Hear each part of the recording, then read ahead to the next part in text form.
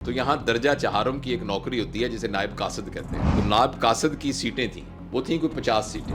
تو اس میں ایسے لوگ بھی نکلے جنہوں نے کمپیوٹر سائنسز کے اندر گریجویشن کی ہوئی تھی. ایسے بھی ملے جنہوں نے اکنامکس کے اندر ماسٹرز کیا ہوا تھا. ہمیں بزنس کرنا چاہیے یا جاب کرنی چاہیے یا جاب کرتے کرتے ساتھ اپنا بزنس ڈیولپ کرنا چاہیے؟ اگر اس کا ہاں یا نہ میں جواب دیں تو میں آپ سے سوال پوچھتا ہوں، آپ نوکر بننا پسند کریں گے یا نوکر رکھنا پسند کریں گے؟ نوکر رکھنا ہر کوئی پسند کرتا تو ہے. پھر بزنس کرے نا.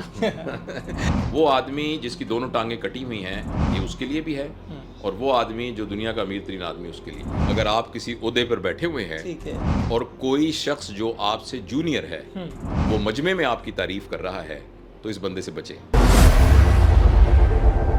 سر جب آپ نے یہ سارا چارٹ بنا کے پلان بنا کے حکومت کو دیا، اس کے بعد رسپانس کیا آیا تھا؟ آپ نے بعد میں فالو اپ بھی تو لیا ہوگا. دیکھو بیٹا، جو رسپانس ہے مجھے امید ہے کہ انشاءاللہ العزیز، مطلب یہ حکومت تو نہیں تھی، اس سے پچھلے والی حکومت تھی، لیکن یہ باتیں ایسی تو نہیں ہے کہ میں دنیا میں اکیلا آدمی تو نہیں ہوں یہ سوچ رہا ہوں. آئی ایم شیور جو حکومت میں لوگ بیٹھے ہیں وہ مجھ سے زیادہ ذہین ہیں اور ان کے اندر زیادہ وہ ہے. تو انشاءاللہ آپ کے ذریعے سے بھی یہ بات پہنچ جائے گی، پہلے بھی ان کو معلوم ہے. تو یہ تو حکومت کا کام ہے. سر جو سیلف برانڈنگ ہے وہ کیسے کی جائے؟ جو سیلف پریزنٹیشن ہوتی ہے، ہم نے دیکھا ہے کہ آپ اپنی باتوں سے لوگوں کے دل نرم کر دیتے ہیں، ان کے جو تھاٹس ہوتے ہیں وہ بدل دیتے ہیں. تو جو سیلف پریزنٹیشن ہے، سیلف برانڈنگ ہے، وہ ہمارا نوجوان کیسے کر سکتا ہے کہ کسی سے ملتا ہے اگلا بندہ اسے امپریس ہو جائے؟ دیکھو اصل میں بیٹا سیلف برانڈنگ کیسے کی جائے اس سے زیادہ اہم ایک اور سوال ہے، سیلف برانڈنگ کیوں کی جائے. تو وہ جو کیوں ہے نا اس کے جواب سوال میں اس کا جواب ہے. آپ نے سیلف برانڈنگ پیسہ کمانے کے لیے کرنی ہے تو پھر آپ کو اس کے حساب سے پلان کرنا پڑے ٹھیک گا. ہے. آپ نے سیلف برانڈنگ لوگوں کو کے اندر کوئی بہتری پیدا کرنے کے لیے کرنی ہے تو وہ اس کے لیے کرنا ہے. لوگوں میں دہشت پیدا کرنے کے لیے کرنی ہے تو آپ کو اس کے لیے کرنا پڑے گا. ٹھیک ہے. تو لہٰذا سیلف برانڈنگ کی جائے کہ پیچھے پرپز کیا ہے، پہلے اس کو ڈٹرمن کرنا چاہیے. اور نہ صرف کہ اس کام کے لیے، زندگی میں ہر کام کے لیے سب سے اہم چیز ہے پہلے ہم اپنا آبجیکٹو طے کریں کہ میں نے حاصل کیا کرنا ہے، پھر اس آبجیکٹو کے حساب سے آپ اسٹریٹجی بنائیں. سر اس میں یہ بتائیں کہ ہمارا ساؤتھ پنجاب کا جو یوتھ ہے وہ کون سی چیزیں کرے کہ اس یوتھ کی ڈیولپمنٹ ہو سکتی ہے، ساؤتھ پنجاب کی ڈیولپمنٹ ہو سکتی ہے؟ دیکھو بیٹا، نوجوان تو ہر جگہ کا ہی نوجوان ہے، ساؤتھ پنجاب ہو یا نارتھ پنجاب ہو یا سینٹرل پنجاب ہو. لیکن بہرحال یہ علاقہ ہم اس بات کو کہہ سکتے ہیں کہ ڈپرائیوڈ علاقہ ہے. یہ علاقہ بہت اہم علاقہ تھا. اس علاقے کا ایکچولی پورے پاکستان پر بہت بڑا احسان ہے. شاید آپ کے علم میں ہو کہ جس وقت پاکستان بنا ہے تو بہاولپور ایک انڈیپینڈنٹ اسٹیٹ تھی. ایسا ہی ہے. بہاولپور کے اوپر بہت پریشر تھا کہ یہ انڈیا کے ساتھ الحاق کر لے. تو یہاں کے جو نواب صاحب تھے، میں تو ان کو نواب صادق صاحب رحمۃ اللہ علیہ کہتا ہوں، ہمیشہ انہوں نے یہ پاکستان پر احسان کیا، انہوں نے پاکستان کے ساتھ الحاق کا اعلان کیا. اگر فرض کریں یہ والا پورشن انڈیا کا حصہ ہوتا تو آپ امیجن کریں دریا کے اس پل سے لے کر ادھر سجاول تک یہ پوری کی پوری بیلٹ اگر تو اتنا سا ایک اسٹرپ تھا جس سے سندھ جو تھا وہ جا کے جوائن کرتا تھا پنجاب کے ساتھ. اور اس زمانے میں تو اگر کوئی ریاست سے الحاق کر دیتا تو آپ اس کو روک بھی نہیں سکتے تھے کیونکہ قانون ہی یہی تھا. تو نواب صاحب نے نہ صرف یہ کہ ایک رائٹ ڈیسیژن کیا بلکہ انہوں نے پاکستان کو سسٹین کرنے کے لیے جو انیشل فائنینشیل سپورٹ تھی وہ بہاولپور اسٹیٹ نے پرووائڈ کی. انہوں نے سمبولک بھی کیا، جو آپ کو قائد اعظم کی گاڑیاں نظر آ رہی ہیں وہ نواب صاحب نے ان کو پریزنٹ کی تھی. پھر بہت سا من سونا پاکستان کے خزانے میں دیا گیا اور تقریباً 10-11 مہینے پاکستان کے تمام امپلائیز کی تنخواہ یہاں سے آتی رہی بہاولپور سے. اس کے علاوہ نواب صاحب کی جو اپنی فوج کا دستہ تھا وہ بلوچ ریجیمنٹ کے نام پر پاکستان آرمی کے اندر یعنی شامل ہوا.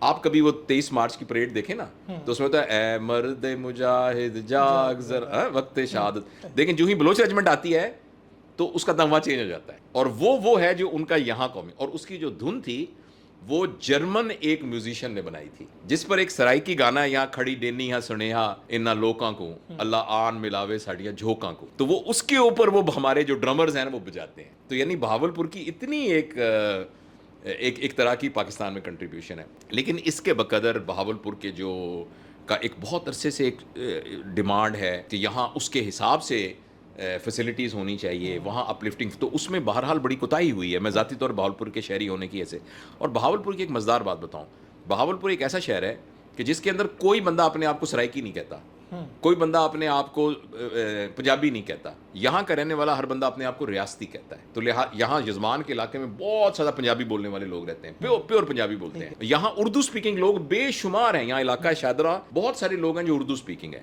اور سرائکی بھی یہاں لوگ ہیں. مگر یہ سارے جب یہاں لسانی کوئی تفرقہ بہاولپور میں لسانی تفرقہ ہے ہی نہیں, اور یہ اپنے آپ کو سب ریاستی کہتے ہیں. تو لہٰذا میں سوری بات لمبی ہو گئی, تو یہاں ضرورت ہے بہت سے وسائل کو دوبارہ لانے کی. یہاں کا ٹرانسپورٹیشن کا سسٹم جو ہے امپروو کرنے کی ضرورت ہے. یہاں کا ایئرپورٹ موجود ہے اور اس پر سروے موجود ہے کہ یہ دہلی کو ریپلیس کر سکتا ہے ایز فار ایز انٹرنیشنل جو فلائٹس کی ریفیولنگ کے لیے, لیکن اس پر کوئی توجہ نہیں دی گئی. اب وہاں پی آئی اے کا پورا عملہ موجود ہے, جہاز آتا ہی نہیں ہے. تو یہاں کو اس کو کنیکٹ کرنے کے لیے بہت ضروری ہے. اس کے علاوہ یہاں اور انسٹیٹیوشنز کو اسٹرینتھن کرنے کی ضرورت ہے, اور نوجوانوں کے لیے بہت سے روزگار کے مواقع پیدا کرنے کی ضرورت ہے میرے خیال میں. ہمیں بزنس کرنا چاہیے یا جاب کرنی چاہیے, یا جاب کرتے کرتے ساتھ اپنا بزنس ڈیولپ کرنا چاہیے؟ اگر اس کا ہاں یا نہ میں جواب دیں تو میں آپ سے سوال پوچھتا ہوں, آپ نوکر بننا پسند کریں گے یا نوکر رکھنا پسند کریں گے؟ نوکر رکھنا ہر کوئی پسند کرتا ہے. تو پھر بزنس کرے نا.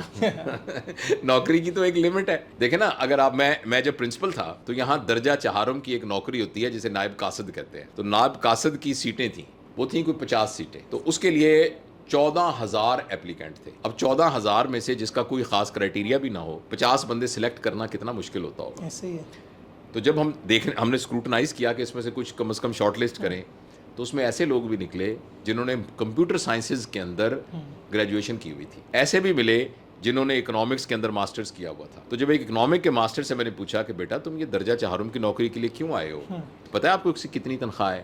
اس نے کہا نہیں. میں نے کہا وہ 18-19 ہزار ہوگی, 20 ہزار ہوگی. تو میں نے کہا تم اس کے لیے تو اس سے زیادہ تم کما سکتے ہو. اور کیا لگا, نہیں سر سرکاری نوکری پھر سرکاری نوکری. ارے یہ وہ مائنڈ سیٹ ہے کہ جب یہاں انگریز ہوتے تھے نا, تو وہ لاٹ صاحب کا ملازم بننا ایک بڑی بات ہوتی تھی. تو یہ ایک غلامانہ مائنڈ سیٹ ہے. میں یہ نہیں کہتا جاب کی کوشش نہیں کرنی چاہیے, جاب بھی کرنی چاہیے, لیکن جاب سے آپ کی گروتھ جو ہے نا وہ بہت سلو گروتھ ہوتی ہے. تو اگر آپ اپنا خود انٹرپرینورشپ بننا چاہیں تو یہ تو ہمارا تو اسی بات پہ ایمفیسس ہے کہ آپ آج صبح ایک آدمی میرے پاس آیا کہ یہاں جو پروجیکٹ ڈائریکٹر ہیں DHA کے, ان کو سفارش کر دیں, میرے بیٹے نے نا کسی کے لیے اپلائی کیا ہوا ہے. تو میں نے کہا کیا جاب ہے؟ مجھے پتہ لگا عام سی ایک جاب تھی. تو کہتا جی وہ سفارش کر دیں, فلانا کر دیں. میں نے کہا بیٹا کیا کرتا ہے؟ کہتا جی اس نے پتہ نہیں ماسٹرز کیا ہوا ہے, پتہ نہیں کیا کیا ہوا ہے. میں نے کہا بزنس کیوں نہیں کرتا؟ کہتا سر کیا بزنس کیا کریں جی, ہم کیسے بزنس کریں, تو ہمارے پاس تو پیسے نہیں ہیں. میں نے ان کو بتایا کہ کیا آپ کو یہ بات پتہ ہے کہ آج کے زمانے میں بزنس کرنے کے لیے کسی پیسے کی ضرورت نہیں ہے, آپ کو آئیڈیاز کی ضرورت ہے. آپ ایک بریلینٹ آئیڈیا لے کے آئیں, کروڑوں لوگ بیٹھے ہوئے پیسے اپنی پورٹلیوں میں لے کے آپ کو دے کے کرنے کے لیے. یہ ایک بزنس کا آئیڈیا ہے. میں مطلب آپ کو چھوٹی سی مثال دیتا ہوں. مثلا ایک بزنس ہے, ہم نے کل پرسوں ایک بندے کے ساتھ ڈسکس کیا ہے اور اس کو اس پر آمادہ کیا. اس نے بھی یہی کہا تھا کہ میں کیا بزنس کروں. ہم نے اسے کہا کہ تم کیا کر سکتے ہو. اس نے کہا جی میں ہاتھ سے کام بڑا زبردست کر سکتا ہوں, مجھے چیزوں کا سمجھ ہے, میں نے اپنے گھر میں کبھی پلمبر کو نہیں بلایا, میں الیکٹریشین کا کام خود چھوٹا موٹا کر لیتا ہوں. میں نے کہا آپ کو کچھ کرنے کی ضرورت نہیں, آپ ایک فیس بک پہ پیج بنائیں, اس پیج پر لکھیں, ایک ٹرم ہے جو ولایت میں یوز ہوتی ہے ہینڈی مین. تو آپ کہیں بہاولپور ہینڈی مین سروسز, بہاولپور ہینڈی مین سروسز, اس کا چھوٹا سا ایک لوگو بنائیں, کوئی خرچہ نہیں آئے گا اس کے اوپر. اس کے بعد آپ لوگوں کو یہ کہیں کہ آپ کے گھر میں کوئی بھی چیز خراب ہو گئی ہے, فریج خراب ہو گئی ہے, ٹی وی خراب ہو گیا ہے, آپ کا گٹر خراب ہو گیا ہے, آپ کا کوئی پلستر اتر گیا ہے, کوئی بلب چینج کرنے والا ہے, تو آپ مجھے بتائیں, ہم وہ سروس آپ کو with in few hours provide کریں گے. اور بہاولپور میں جتنے پلمبر ہیں, جتنے الیکٹریشین ہیں, جتنے, ان ساروں کے ساتھ آپ ایک رابطہ کریں. اب ایک گھر سے آپ کو فون آیا کہ ہماری فریج خراب ہوگی, آپ جائیں, جا کے آپ کو اسیسمنٹ کریں کہ جی اس میں 6,000 روپے لگیں گے. ٹھیک ہے, آپ ایک بندے کو بلائیں, اس کی فریج ٹھیک کروائیں, اس کو 4,000 روپے دیں اور 2,000 روپے اپنے پاس رکھیں. یہ آئیڈیا لیک ہو گیا سر آپ کا. تو یہ میں کہتا ہوں ساری دنیا کو پتہ لگ جائے ہینڈی مین اس وقت ہے. اور میں نے جب یہ کیا اور میں نے ایسی سرچ کیا تو لکھا ہوا تھا Islamabad handyman services. This was already there, ابھی آپ چیک کر کے دیکھ لیں. اور UK وغیرہ کے اندر یہ ہینڈی مین جو ہوتے ہیں نا, وہ مرسیڈیز پہ آتے ہیں آپ کی گاڑی کو دیکھنے کے لیے, کیونکہ وہ ٹیکس بھی نہیں دیتے, لوگ عموماً کیش میں ان کو پے کرتے ہیں. تو اس آئیڈیا کو تو پوری دنیا, میں تو کہتا ہوں سارے نوجوان اس کو کریں. تو بیسک اب آپ کو 1 روپیہ بھی نہیں چاہیے اس کے لیے. اور کوئی شہر ایسا نہیں ہے جس میں لوگوں کو ایسا بندہ نہیں چاہیے ہوگا کہ جو ذمہ داری کے ساتھ ان کے گھر کا کام کرے. ہمارا ایک دوست, اس نے یہ کیا کہ 3 ریڑیاں خریدی 15,000 ہزار روپے کی. اچھا, ان ریڑیوں کے اوپر 5,000 ہزار روپے کا فروٹ, 20,000. 3 بندوں کو 60,000 روپیہ انویسٹ کر دیا کہ بھائی یہ آپ نے بیچنا ہے. ٹھیک ہے, اور جو تم بیچو 50% میرا, 50% تمہارا. اب 3 ریڑیوں کو آپ 10 ریڑیاں کر دیں فار ایگزامپل, اگر آپ کے پاس پیسے ہوں تو اگر فرض کریں وہ اس میں سے روزانہ اس نے 2,000 کمایا, 10 ریڑیوں میں سے 1,000 آپ کا, 10,000 روزانہ آپ کے پاس آ گیا, اور پلس آپ نے 10 جاب کریٹ کر دی, اور انیشیل تھوڑی سی آپ نے انویسٹمنٹ کی. ٹھیک ہے, اور ان لوگوں کو یہ اختیار دے دیا کہ تم ایسا کرو اپنے میں سے 20% مجھے اور دو, اور جب وہ پیسے پورے ہو جائیں تو ریڈی تمہاری. میری بات سمجھے نا, تو ریڈی تمہاری, ادروائز تم مجھے ریڈی کے بھی پیسے دو. تو آپ اس آئیڈیا کو دوبارہ سے ریفریز کر سکتے ہیں. اس کی بنیاد پر آپ 10 سموسے کی دکانیں کھول سکتے ہیں. ہمارا ایک دوست ہے جو ENT سرجن ہے, اس نے اپنے گاؤں سے 4 لڑکے بلائے جو بہت اچھے بال کاٹتے تھے, اور اسلام آباد میں بحریہ ٹاؤن کے اندر 4 ڈفرنٹ ایریاز کے اوپر اس نے کٹنگ سلون کھول دیے, جس میں وہ جو لڑکے تھے نا دیہاتی, ان کے سفید کوٹ جیسے سرجنز کے کپڑے ہوتے ہیں, ان کے جناب ایسے کر کے یہاں انسٹرومنٹس لگے ہوئے, اور جب آتا ہے کسٹمر تو اس کو پہلے کافی یا وہ نہیں وہ جوس وغیرہ پریزنٹ کیا جاتا ہے, وہ لائن لگی ہوتی ہے اس کی, وہ آن لائن بھی اپوائنٹمنٹ لے سکتا ہے بال کٹوانے کی, اور وہ اس کو چارج کرتا ہے 1000 روپیہ بال کاٹنے کے. اور اس میں سے وہ 4 لڑکے جو تھے وہ ایئر کنڈیشن کمرے میں کام کر رہے ہیں. ویسے پہلے دیہات میں کرسی پہ بیٹھ کے بال کاٹتے تھے, اب وہ خود کچھ بھی نہیں کرتا. وہ کہتا ہے میری آمدنی جو ہے میری اپنی یعنی کنسلٹیشن سے زیادہ آمدنی میرے 4 جو ہے ان کی ہو جاتی ہے جو میں سیلون سے کرتا ہوں. تو آج کل آئیڈیا کی زندگی ہے. سر آپ نے بتایا کہ آئیڈیاز لے کے آئیں, اپرچونیٹیز کریٹ کریں, لیکن یہاں پہ ایک اور مسئلہ بھی ہوتا ہے کہ لوگ آپ کے سامنے جب آتے ہیں کچھ اور ہوتے ہیں, بعد میں کچھ اور ہوتے ہیں. جو دھوکے باز ہے, منافق بندہ ہے, آپ کا بھی ایکسپیرینس ہے, اس کی کیا نشانیاں ہوتی ہے, کیسے پہچانا جا سکتا ہے؟ بس بیٹا وہ تو احتیاط کرنی پڑتی ہے, وہ تو ہر جگہ. دیکھیں نا آپ آج کرکٹ کے شوقین ہیں نا آپ, جی. کیپٹن کہتا ہے بالر کو کہ تم نے آف سٹمپ پہ گیند دینی ہے جو باہر نکلے, اور وہ اپنے 7 پلیئرز کو نا آف سائڈ پہ کھڑا کر دیتا ہے, اور جو بالر ہے نا وہ لیگ سائڈ کے اوپر ایک فل ٹاس دے دیتا ہے. اب کپتان کیا کرے اس کا؟ ٹھیک ہے نا. تو ہم جتنے اصول بتا رہے ہیں یہ تو ہے ایمانداری کے اصول ہیں, دیانتداری کے اصول ہیں. اب ایک بندہ کہہ جی ہم نے ریڈی لگائی, وہ ریڈی لے کے بھاگ جائے, پھر کیا کرے؟ تو وہ تو پھر ہم یعنی غلط بالنگ کے لیے تو ہم نے فیلڈنگ نہیں کھڑی کی ہوئی نا, صحیح بالنگ کے لیے کی. تو اس میں معاشرے میں ایک جو بھی ہے کہ احتیاط کی جائے, اس کی کوئی بھی ویریفیکیشن کی جائے, کوئی نہ کوئی لیگل طریقہ اس کا نکالا جائے. سر کوئی بھی بندہ ہوتا ہے جس کے پاس پیسہ ہے, اچھا کام کر رہا ہے, اچھی پوسٹ پہ ہے, تو اس کے ساتھ کچھ لوگ ہوتے ہیں, صاحب آپ نے کمال کر دیا ہے, صاحب آپ کے پاس قیامت ہے. تو ان لوگوں سے کیسے بچا جائے اور پہچانا کیسے جا سکتا ہے انہیں؟ پہچاننے کا تو طریقہ آپ کو بتا دیتا ہوں. اگر آپ کسی عہدے پر بیٹھے ہوئے ہیں, ٹھیک ہے, اور کوئی شخص جو آپ سے جونیئر ہے وہ مجمع میں آپ کی تعریف کر رہا ہے, تو اس بندے سے بچیں. لیکن اگر وہ اکیلے میں آ کے آپ کو آپ کے کچھ پرابلمس بتاتا ہے, مطلب آپ کے گھر آ کے کہتا ہے کہ سر میں آپ کو یہ بتانا چاہتا تھا کہ فلاں میٹنگ میں جو آپ نے وہ کہا وہ اگر آپ نہ کہتے تو بہت اچھا تھا, اور وہ ہے وہ آپ کا جونیئر, اس کو آپ گلے سے لگا لیں, یہ وہ ہے کام کا آدمی. اور جو مجمع میں آپ کی تعریف کر رہا ہے یہ خطرناک آدمی ہے.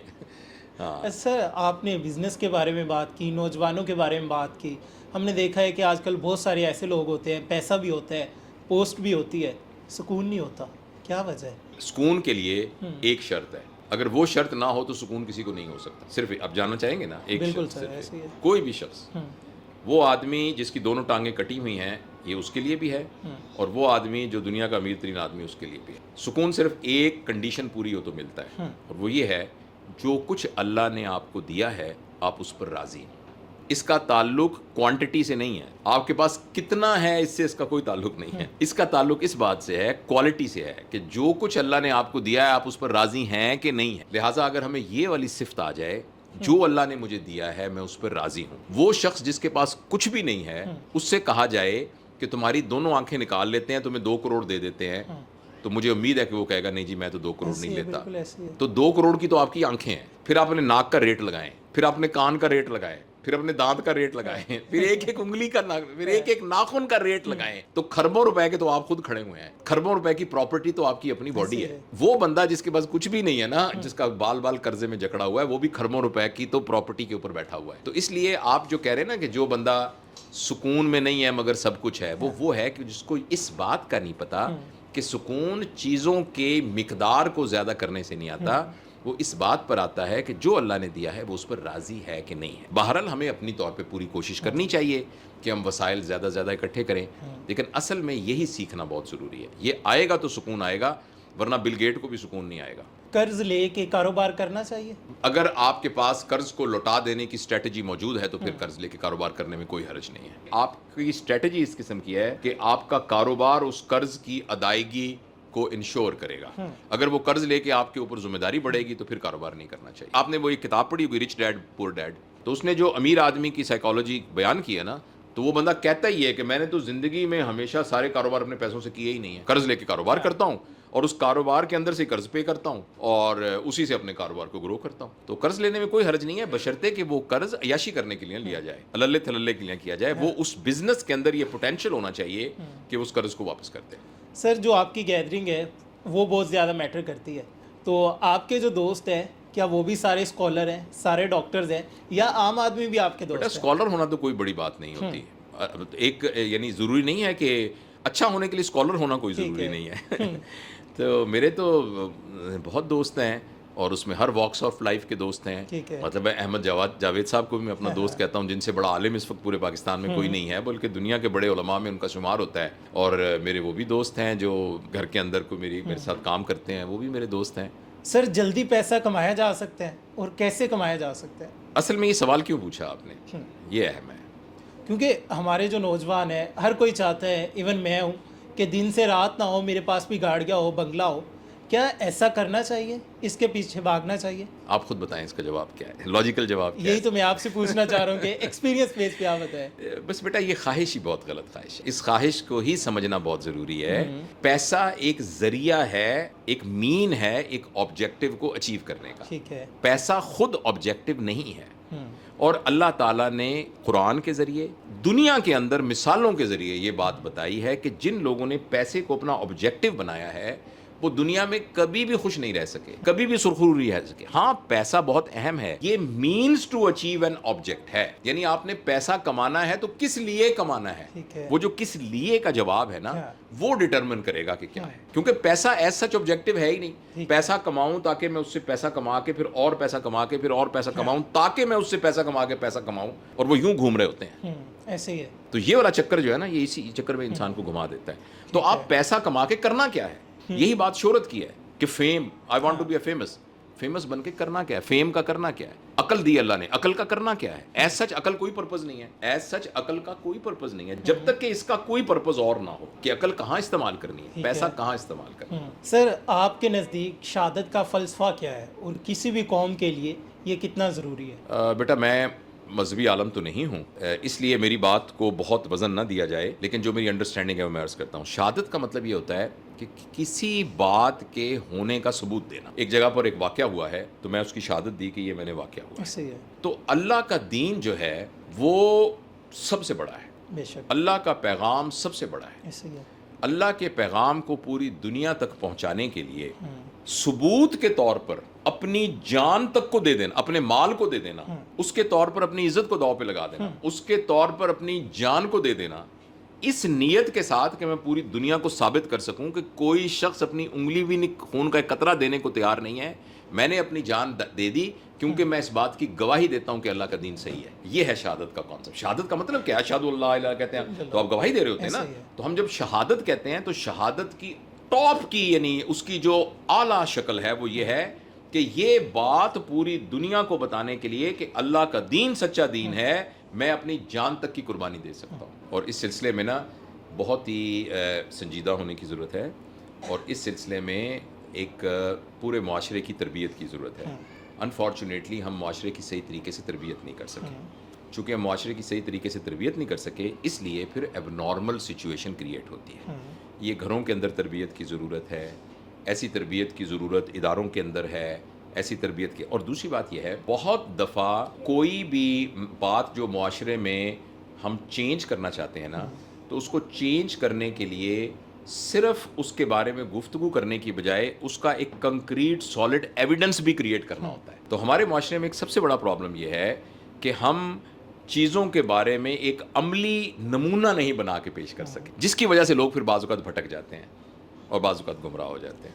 سر ساؤتھ پنجاب ڈیجیٹل کو ٹائم دینے کا بہت شکریہ. Thank you very much. Professor doctor Javed Iqbal صاحب ہمارے ساتھ موجود تھے. آپ نے ان کی لائف کے بارے میں بہت ساری چیزیں, اور ویسے ہماری جو زندگی ہوتی ہے اس میں جنرل ایشوز ہوتے ہیں, ان کے بارے میں ہم نے سر سے بات کی. امید کرتے ہیں کہ آج کا پروگرام آپ کو بڑا پسند آیا ہوگا, بہت ساری نئی چیزیں سیکھنے کو ملی ہوگی. اپنے میزبان محمد اکمل کو دیجیے اجازت. اللہ نگہبان.